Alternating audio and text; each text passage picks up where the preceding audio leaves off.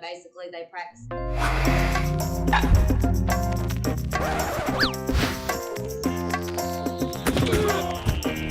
Oh no!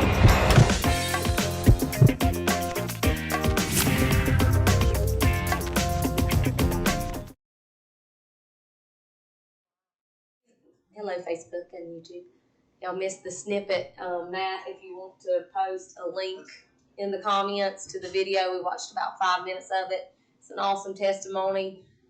This basically what he's getting at through the whole of the message is he's telling you how serious Satan's followers take their job, how serious, and how lazy Christians are. Did you catch how long it said that they did demon church for? 8 hours at a clipping. 8 hours. All night long. They wasn't concerned about their 8-year-old being gone 8 hours than when he should have been sleeping. They wasn't concerned about that, were they? No. Now he goes on to tell his testimony is really, really powerful. You know what? God showed up and showed him who was the big dog. But it took a lot. It took a lot to get him out of that. So I want to encourage our people. It's time we take this thing seriously. It's time we take this thing seriously. He says something in here that in his video, John Ramirez, that I thought was truly powerful. He said, David killed Goliath quickly. That was because Goliath wasn't David's fight. That was the Lord's fight. That was the Lord's battle. The Lord took him out. David's real fight would be Saul, would be all these other things that took years of his life. See, we like to think that we say a little prayer and we get saved and then nothing else is required. We don't have to quit any of our messed up habits, and all of a sudden there's this invisible force field that a bubble of protection that the devil cannot cross when we're opening doors to him left and right, never shutting the doors that we had opened earlier in our lives. There's more to do, and it's a lifelong process. It's a lifelong process. Now, there's some things you can go ahead and put in your bank of things to know, and I know we're not doing proclamations yet, but we're moving where we need to move, I feel like. The enemy takes his game seriously. Those who are on assignment from hell, there's two types of people. You either on assignment from heaven or on assignment from hell. There are those who are ignorant that they're on assignment from hell.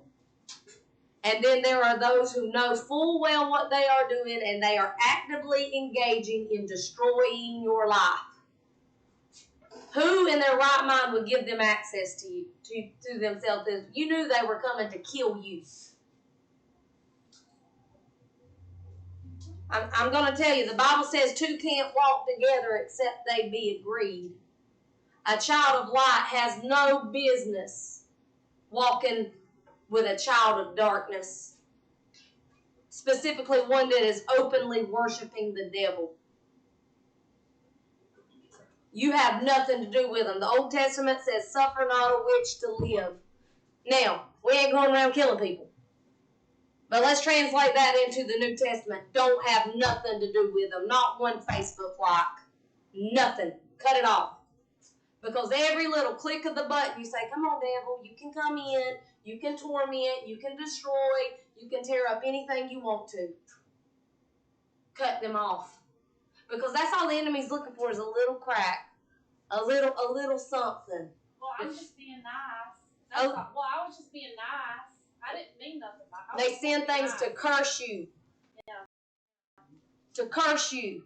The curse causeless can't come. But when you open the door to the devil, when you open the door and invite evil in, it will not leave. We are in warfare. We are in warfare. And you've got to recognize what side people are playing for.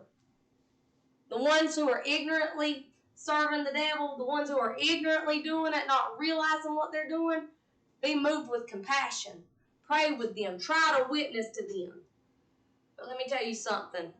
When you meddle with a witch who knows what they're doing, you better be led of God. And I mean the heavens better part and roll back and God better tell you in an audible voice so the person next to you says, he's talking to you. Because you rumbling with things you don't know about. You rumbling with things you don't know about. And some of us in here know all too well what that rumble's about.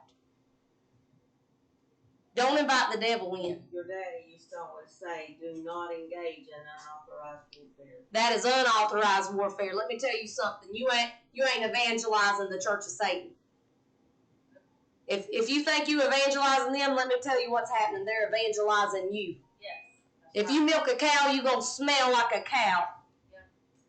God said don't even have them in your midst. Get them out. Get them out. From the children to the grown ones. The same spirit. Get it out. Get it out. Don't entertain it. Don't give them your ear. Don't give them your ear. You know why? Because the ear is where things get down into your heart. Through your ears and through your eyes. Don't you give them your ears. Don't you give them your eyes. You're handing it over to the devil. You're making a mockery of the things of God. We've got to be wise. We've got to take this seriously. We're supposed to be a combat troop, not a Girl Scout troop. We ain't selling cookies. Now, that being said, that was y'all's PSA for the night. We're going to start studying on double-mindedness again. Why? Why go back to double-mindedness? Because, quite frankly, I've been involved in deliverance ministry for 20 years. I was 16 when I started. Wow. Okay. 20 years of deliverance ministry. And every deliverance I've been on, there's at least some of these demons that's covered in double-mindedness. The kingdom of double-mindedness pretty much lets you know what Satan has in his arsenal. You're going to find at least some of these in every single deliverance that you go on. If you learn how they work together, you can see them operating in people. You can see them operating in your life. Because let me tell you something. It all begins with rejection. And I'm not going to ask you to raise your hand if you've ever been rejected. Because that would be a dumb question. If you don't raise your hand, I have to go hit you with a wiffle bat. Because everybody's been rejected. Everybody. Everybody's been rejected at one time or another. I've been rejected. I've been rejected and it hurts. Don't feel good. It hurts.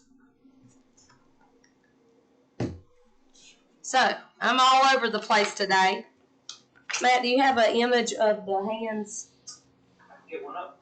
If you can get it. Yep. Okay. Not we'll go get it out of the office. Okay, let me get here to rejection. Rejection. All right.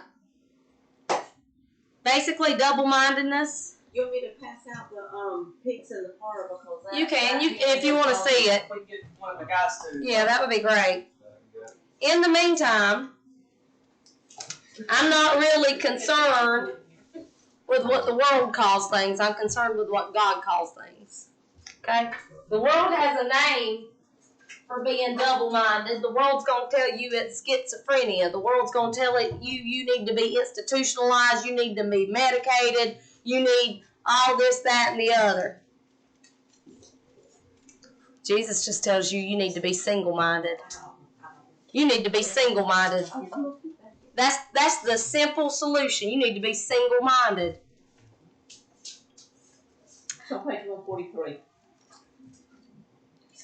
So where was I at? I was in I was in James chapter 1. Here we go. And I want to start at verse 5. I'm in the King James right now because my tablet's being worked on right now. It's getting a new screen. So I don't have any punchy buttons. I'm going old school tonight. That's okay, though. It's going to be nice and shiny and new. My husband has many skills. James 1 and 5. James 1 and 5. Here's the first thing. And I'm tying this all together because context is key. If any of you lack wisdom, let him ask of God that giveth to all men liberally and upbraideth not. He's not going to make fun of you for what you don't know. He's not going to belittle you for what you don't know. Okay? That's what upbraid means. And it shall be given him. So if you ask God for wisdom, he will give you the wisdom. Just be sure you're ready to receive the wisdom in the package it comes in. Because he's going to give you his wisdom through this book right here. But it may come in the voice of the pastor. It may come in the voice of the teacher. It may come through watching Rick Renner. It may come through Derek Prince. It may come through your daily devotion. But be prepared to receive the wisdom that God's wanting to give you. But let him ask in faith. This is verse 6. Nothing wavering, not backing up, not doubting. For he that wavereth is like a wave of the sea, driven with the wind and tossed. For let not that man think that he shall receive anything of the Lord. A double-minded man is unstable in all his ways. This is... 6.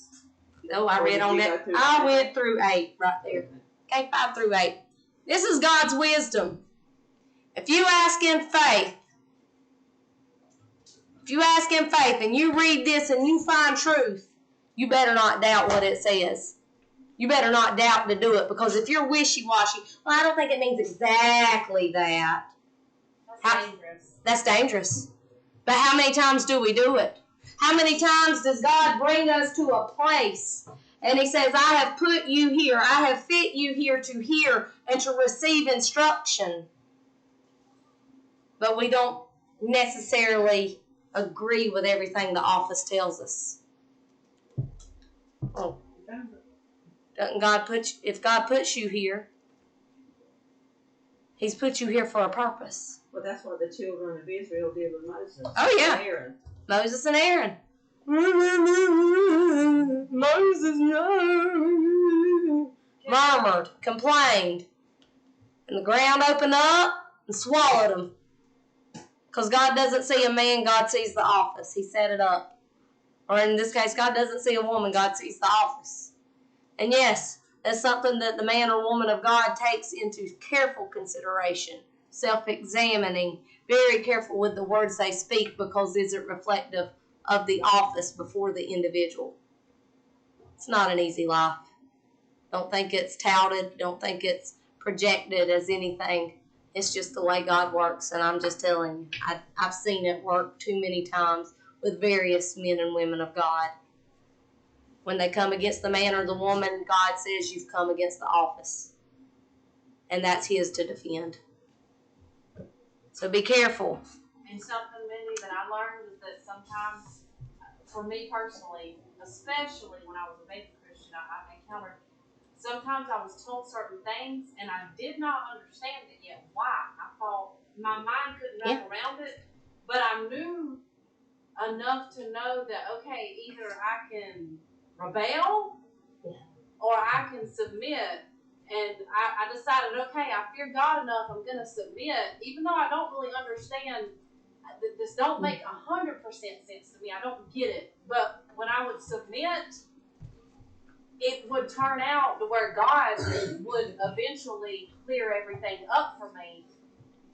But if there was ever the rebellion part, anytime I've ever rebelled against anything that God showed me, it didn't matter that I didn't understand. That was not an excuse. That was not a justification. The consequence was always rough, and it was never worth it. That's right. So it's always better to submit. It doesn't matter if you like it, if you fully understand it, if it appeases you. It doesn't matter.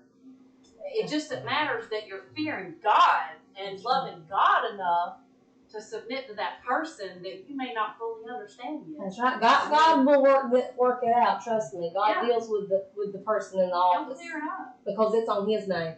Yeah. He deals with them. And it's a lot harsher dealings.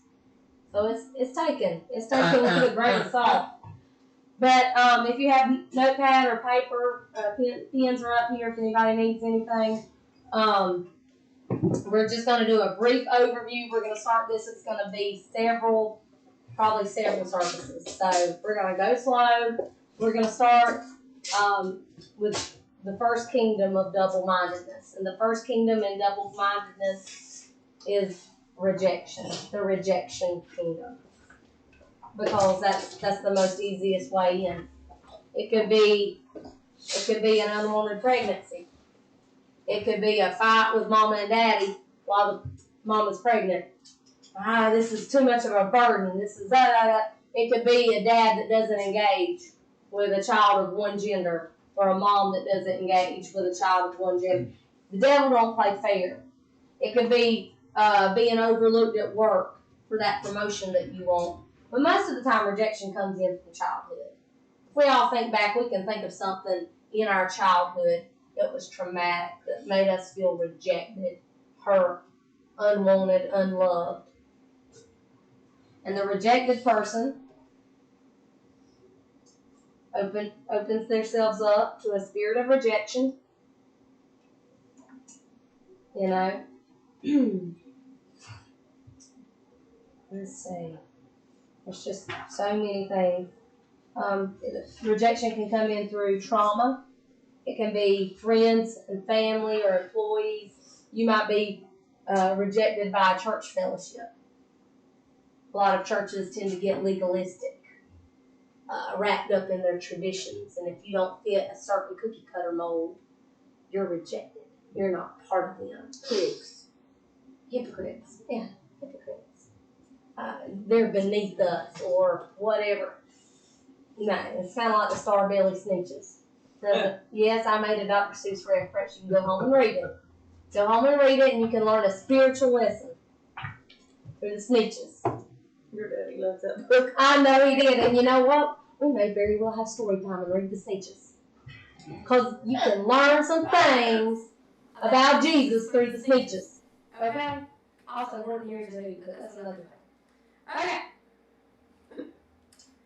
What does rejection breed? I'm rejected, and now I'm scared to be rejected again. So now you've got a fear of rejection. And to top it all off, devil don't play fair. Well, they rejected you because you're not good enough. If you would just learn to talk a certain way, if you would learn to just dress a certain way, if you lived in a certain part of town, if you were friends with the right people, if you smiled more, if you were this, if you were that, you wouldn't be rejected. So now I don't like myself very much, and I have self-rejection. That's some messed up junk right there. I've been rejected, but I'm scared to be rejected, but I'm rejecting myself.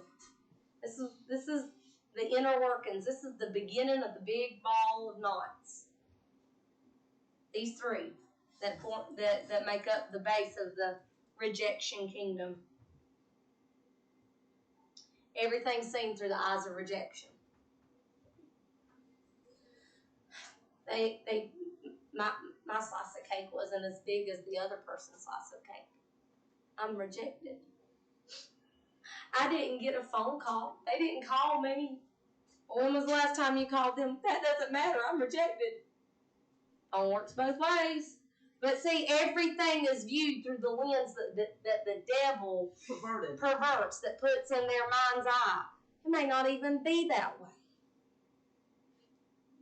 It may not even be that way. No. Again, I got to ask, why are we going to invite this junk in?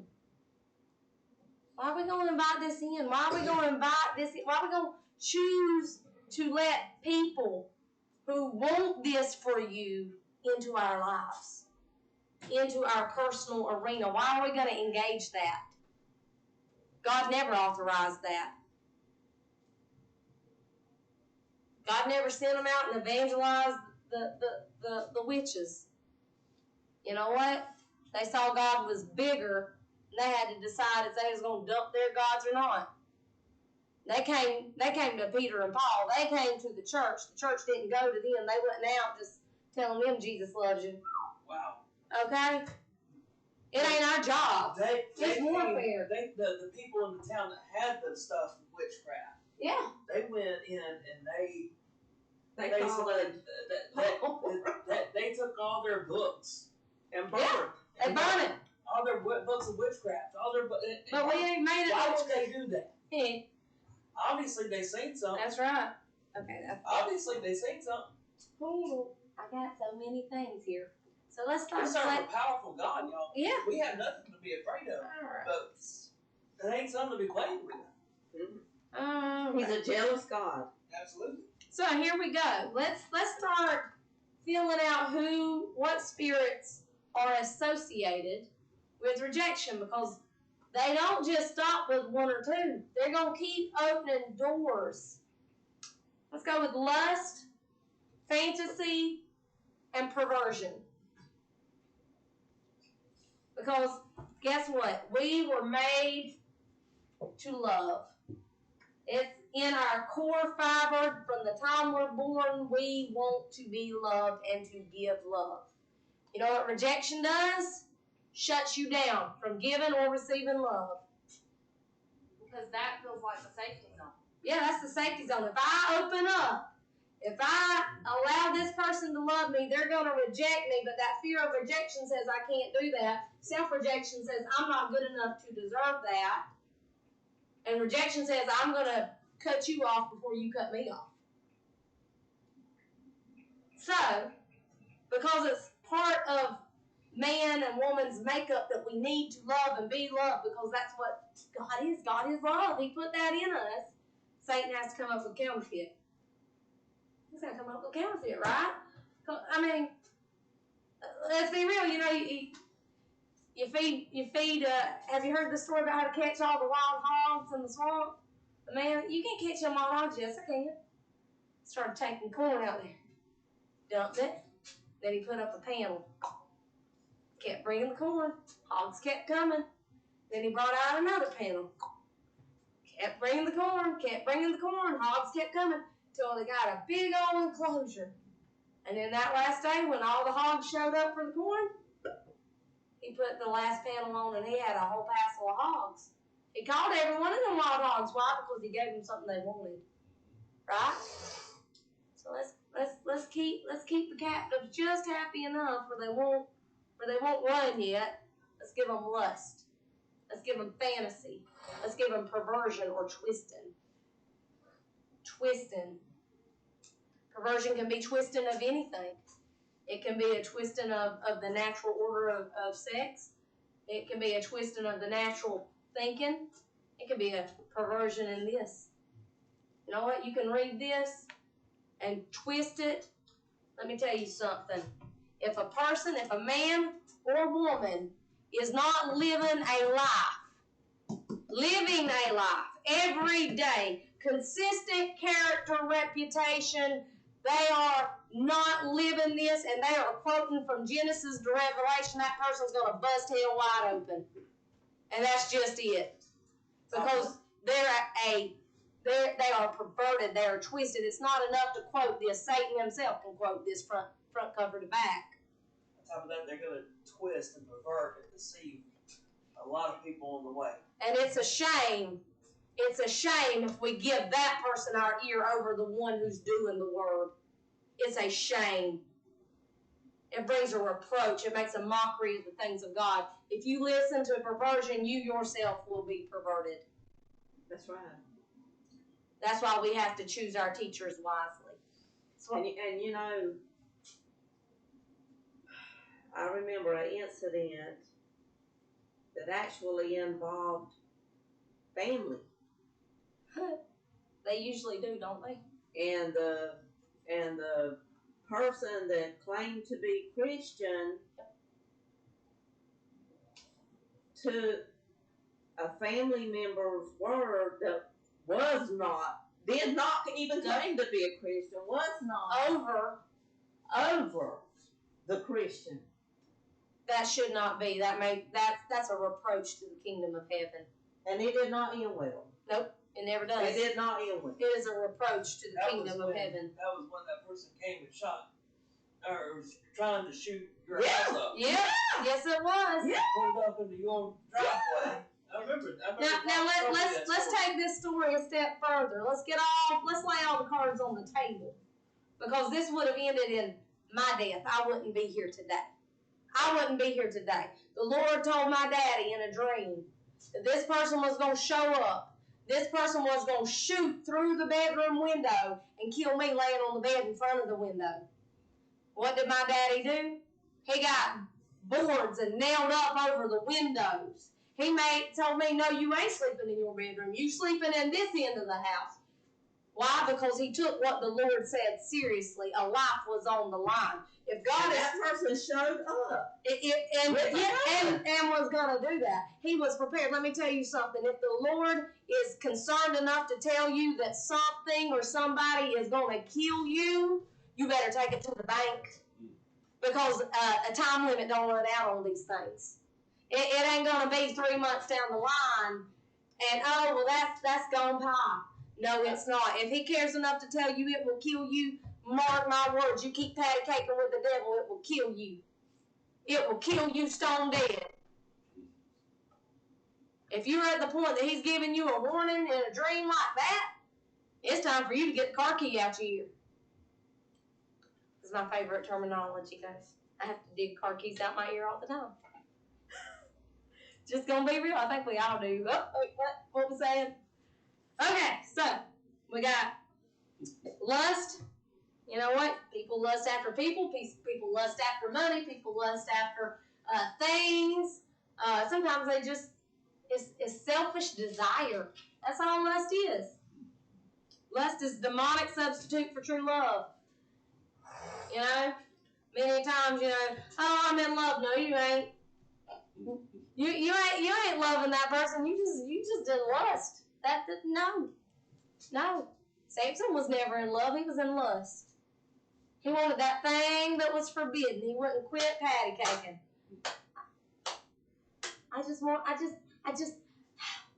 They got something our girls don't have. That mama and daddy should be beat with a whipple bat, getting him what he wanted. They killed their son.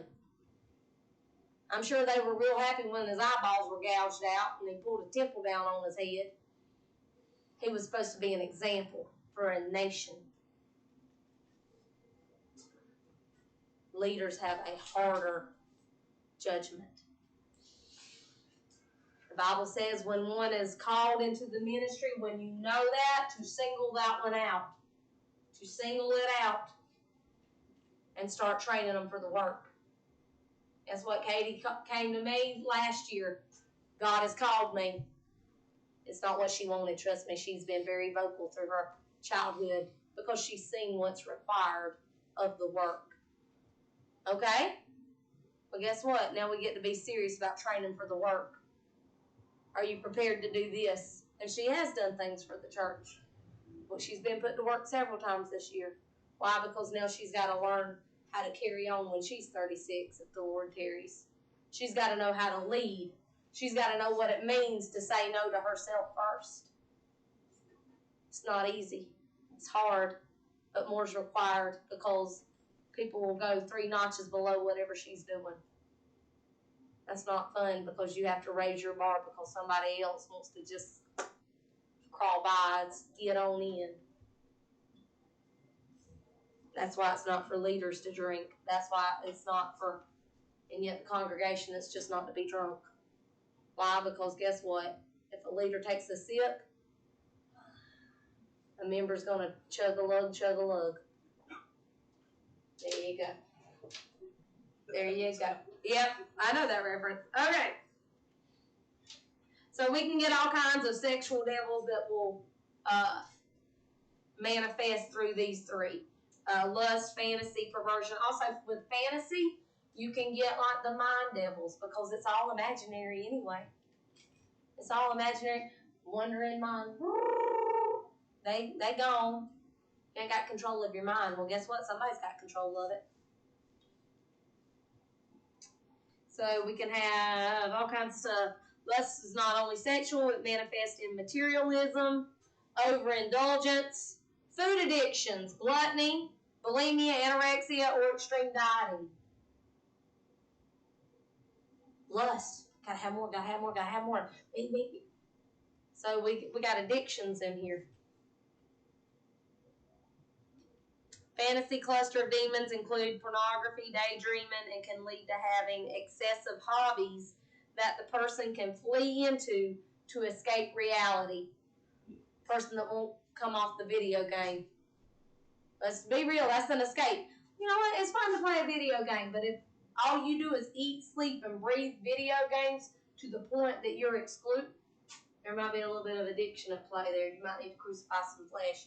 That could be anything. That could be the man that gets into football at the expense of everything else.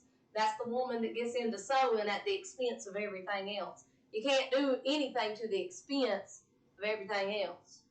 That's in excess. And that's under fantasy, or is that under? That's under the fantasy, lust, perversion. Is addiction a part of rejection as well? Yep. Because Yeah, because we just hit some of that with the lust. Lust leads to addiction. It's what it wants. I want it. I want it. I want it. I want it. I want it. Sounds like addiction, don't it? Mm-hmm. Okay, perversion cluster of demons can lead to any type of sexual perversion. Okay, so and that's all. I'm not gonna go into naming stuff. Y'all can fill in the blanks, grown-ups. It can also manifest. Can be a manifestation of self-rejection when people reject their own sexual identity. So this is where you got the gender dysphoria. Let's call it what it is. There's no trans. It's gender dysphoria. You know? No. It's a form of self-rejection. Well, I hate that I'm a man, so I want to be a woman. Identify as a car. Nothing. There you go. All right, this is just attempts to overcome their self-rejection, so I'm going to go out and change this. All right, let's move right on down the line. Another cluster would be insecurity and inferiority. This one makes sense with the self-rejection. I'm insecure. I can only have one friend. You ever had people like that? They don't share friends well? Yes. Why? Yeah. There's no point in it. Do guys do that? Girls, I know I had a friend that was like you Yes, said, that was guys do very that. possessive, that she, if I was anybody, I mean, if I had to talk to another girl, man, she would flip out. Insecurity. And we were just friends. Insecurity. So guys do that too? Yeah. Yep. Okay. Satan don't care. I didn't know that guys, I don't know. It may manifest a little differently because, you know, men are different than women, but yeah, same devils.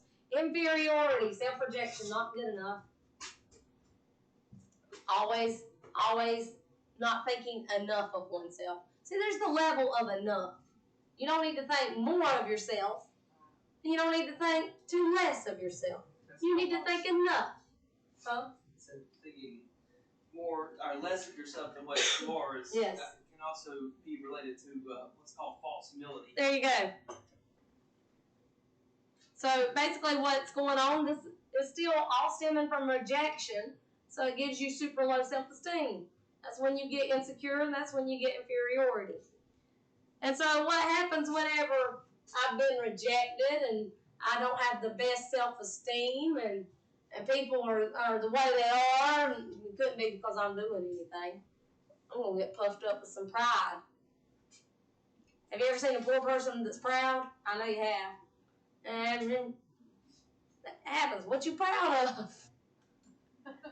Most of the time, the most proud people ain't got nothing to be proud of. It's an overcompensation to a wound. That wound of rejection. That wound of inferiority. I can't let people know I think I'm inferior, so I'm going to be the lowest, I'm going to be the best, I'm an expert. If you're an expert, why ain't you teaching them? I'm gonna buy the most expensive. Yeah. It's an overcompensation. It's pride. My favorite are the Bible scholars that don't go to church. Yeah. People, listen. If you know the Bible extensively, what you doing sitting at home when it says not to forsake the assembling of yourselves together? That's basic Bible. It's basic Bible.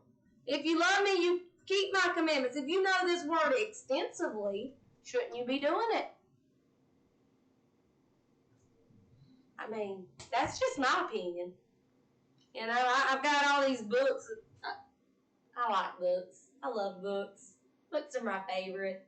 I relate to Belle on Beauty and the Beast. That chick got a library. She, you know, that's it. She wins. She's the best Disney princess by far. She got a library. Guess what? I love to read. I want to know about chickens. I got books on chickens I can go to. And I read about chickens all day long if I want to, or whatever I want to know about. But you know what? If I don't put it to use, what good is it doing me? And I've got chickens outside. I've got books that I can read about them. But if I'm not willing to do what's necessary, then chickens are going to die. Then chickens ain't going to get what they need. I'm not going to get what I need from those chickens because I got them for a purpose. They lay eggs, and that's good stuff. See, I've dealt with both sides of these, not feeling like I'm good enough or enough, and you know, wanting to be rebellious. To rebel against. It's funny how that works. It seems like it shouldn't, but when the first time I read this book, I told Pops, I said, that's me. And then I said, that's a lot of people I know. You know, but this right here, and especially with what we're talking about now, you know, one of the things, guys, church, I want to share with you is that if you can stay in this walk, and I'm not talking about just doing a couple of years of it. I'm talking about holding out. I'm talking about pressing in and holding on. If you can do that, that's it. Let me tell you something. It don't matter how good anybody else talks, because there's a lot of talkers. There's a lot of people that talk really good. There's a lot of people that preach a lot better than I can preach. Mm-hmm.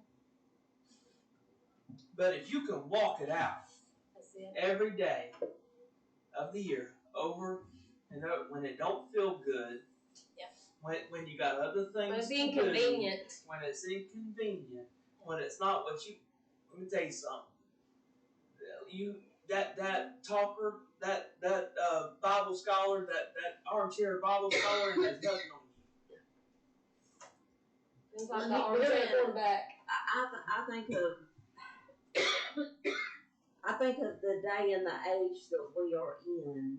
Yeah, we ain't got time. And look here, if you're reading the Word all through the New Testament, it's telling you, don't deceive yourself. That's it. Look here, it says that if at all possible, the most elect is going to be deceived. Now, I don't know about y'all, but I realize I'm not the wisest person. So, if I'm not constantly examining and checking stuff by the Word, I'm heeding that warning. I could be deceived. That's it. I don't want to be deceived, y'all. Amen. That's it. You know, the devil is very good at his game. Yes, he's been doing it for over 2,000 years. And he takes it seriously. And look here, he knows if he can cause division, that's it. if he can cause strife, he's got you beat. That's right. If he can plant a little bit of doubt in your mind. Doubt kills faith. It's an evil spirit. And look here, he'll send people to feed that doubt. Yep. Don't think he won't. He knows his game. That's it. They'll come out with woodwork. Yep. You know, it's kind of like, I'll give you an example. Oh, fun. I told Mindy on the phone. Are y'all ready for this? I told Mindy on the phone. I said, Mindy, I might have to get you to look on Amazon for me and order me some refills to my planner for this coming year. Guess what, y'all? My Facebook and all that has been flooded with Planners. planners. Yep. I'm talking about he's the prince of the air. Yeah. But y'all, he knows he Yeah. knows his game, and he is out. And if you're a Christian, you've got a target on your back. I promise you. That's right. Well, you know, as soldiers of God, a good soldier knows when the enemy's near. Mm-hmm. And that's what we know. We know. So we don't get deceived. We don't get tripped up because we're in that word. We know. That's what he said. John Ramirez at the beginning was quoting scripture. No weapon formed against me shall prosper. You're already defeated. You can't touch me. Yeah. We walk by fact, not by feelings. Even if the feelings contradict the facts. And you know, That's it. he specializes in our emotions, That's right. in our feelings. But you know something?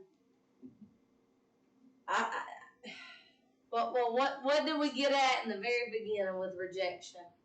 It makes a person unable to love and unable to receive love. It cuts you off from God, and it cuts you off from God's They people. isolate. It isolates. He isolates you. It gives you Satan's counterfeit. Too many times we have Christians walking around in Satan's counterfeit and not God's love. And you know something? I've been in church a long time. We've seen some things. But here's the thing, y'all. I know people, and we worked a ministry for years and years, and a lot of y'all know the ministry that I'm talking about because y'all been through it and been a part of it. But you know what is shocking? Is some of the people that you just thought were so grounded that had been years and years are not serving the Lord today. Yep. They've left. They've left the church. They've left God. Y'all don't think It won't happen. it won't happen. That's the reason it says to pray without ceasing, to be vigilant. To be vigilant. Because that devil is walking around as a roaring lion. He's on the hunt. Amen. That's right. He's trying to take as many out as he can. That's right. And Yeah, if you don't stay with it, I mean, he is our strength. And you can get weary if you don't stay strong in God. It's work. I mean, it is. It ain't just happy-go-lucky, sing some songs and we're all skipping home. It's work. And you can get weary if you ain't in love with God. That's right. In love with him. Yeah. That's right. We'll try to get through a couple more. We're going to end it a little early tonight. We got other plans. Self-accusation. There's that self-rejection, self-accusation. I'm going to blame you. It's your fault they're not doing what they're supposed to be doing. It's your fault this. That's like false responsibility kind of too. Yes. Yeah. That helps you. Like if so and so sins, well, it's my fault that they sinned because I should have just, I should have been better. It's my fault. I could go up to you and smack you with a wiffle bat, but I couldn't make you do anything you don't want to do. I mean, come on. Let's be real. I can only control Mindy. You are quite intimidating. Thank you. That's coming from a man, Mindy. Yeah. That's not the first time I've heard that, is what's so scary. I come from a line. Anyway. Little Jimmy, little Debbie, take a pick. I come from a line, y'all. I get it, honest. Bless Matt's heart. Okay. So self-accusation. Blaming himself for the rejection. Guess what? That's on the person who rejected you. It's on the person who rejected you. It's their problem, not yours. Yeah. It's not anybody's fault that they were rejected. It's on the person who does the rejecting. I got you. Okay? Let's put it that way. That might set some people free right there. To realize it's their problem, it's not mine. Amen. Wow, that is a powerful thing to really realize. That's like a freedom catcher. Because God don't make junk. God made every person on this earth with a plan and a purpose. In His image. In His likeness. He paid for that person just like He paid for me. Who am I to reject God's masterpiece? Whether it's myself or someone else. You know, it's easy for us to look and, say, man, Matt, he's God's masterpiece. It's harder for me to look in the window or mirror and say, Mindy is God's masterpiece. Because I see, it's cracking. It's a little lopsided, God. It's a little bit like that cake that the fairies were making in Sleeping Beauty. Going down the broom. It's just said it though. But God says that we're all God's masterpiece, made uniquely for a purpose. The devil wants to mess it up. Depression. People that go in and out of depression, that's a good indication of demonic activity. This can show up with bipolar. It can drive people. Is that under? Is that? Which finger would that be under? Yeah. Let's take a look. That would be under self-accusation, depression. Okay. That's a byproduct. If I'm rejecting myself, I'm not good enough. Oh my God, what's the next step? That's why nobody loves me. Oh, bother. Oh, it's me. There you go, Eeyore. Or droopy. Droopy. Going down there. I like Droopy. I had a bath at once upon a time. But we're going to leave off at depression for now. We are not through the kingdom of rejection yet. It's still getting going. But we're going to go through this thing and we'll break them down. Feel free to ask questions or put stuff in. And we're just going to continue on this path until we get to the end of it. So Facebook, YouTube, I love you, God loves you, and there ain't a thing you can do about it.